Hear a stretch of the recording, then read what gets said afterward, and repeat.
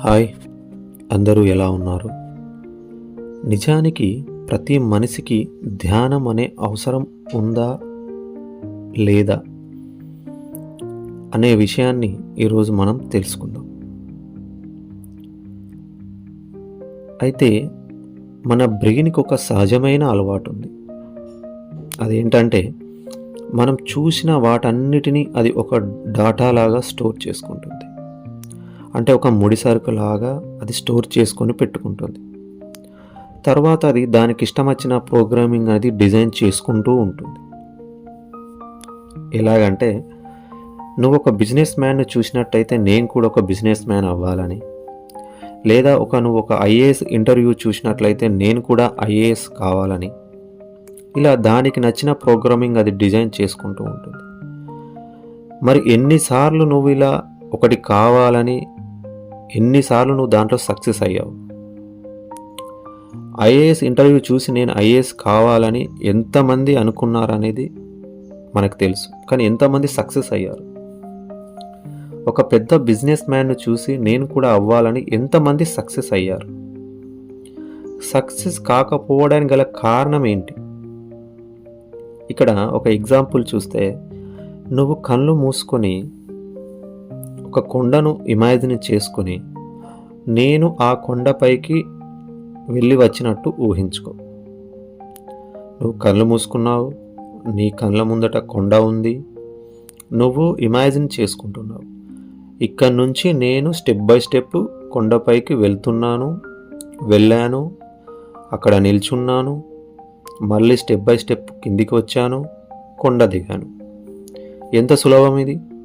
కానీ ఇప్పుడు కళ్ళు తెరిచి నిజమైన కొండ ముందట నువ్వు నిల్చొని, ఇప్పుడు కొండపైకి స్టెప్ బై స్టెప్ ఎక్కి అక్కడ నిల్చొని మళ్ళీ స్టెప్ బై స్టెప్ కిందికి వచ్చి చూడు. ఇది చాలా కష్టం. ఎందుకు?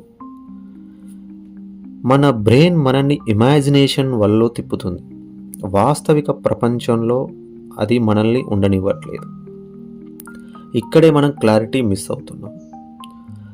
మన మైండ్ దానికి సంబంధించిన ప్రోగ్రామ్స్ అది చేసుకుంటూ మనల్ని చాలా కన్ఫ్యూజ్ చేస్తుంది. అలా మనం ఇమాజినరీ వరల్డ్లోనే ఉంటున్నాం.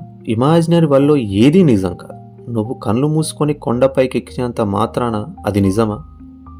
కాదు, అది ఇమాజినరీ వరల్డ్.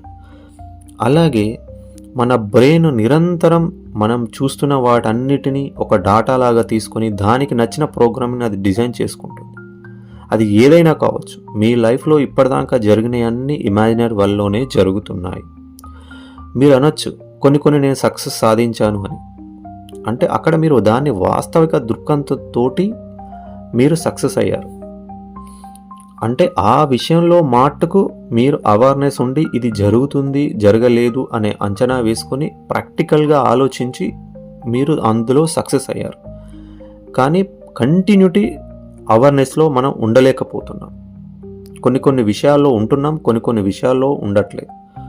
సో ఇప్పుడు మనం ఏం చేస్తామంటే మన మైండ్ దానికి ఇష్టం వచ్చిన ప్రోగ్రామింగ్ కాకుండా వాస్తవికత ప్రపంచంలో మనమున్న పరిస్థితుల్లో మనం ఏదైనా సాధించచ్చా, సాధించలేమా అనే విషయాన్ని మన మైండ్కి మనం ప్రోగ్రామింగ్ చేస్తాం.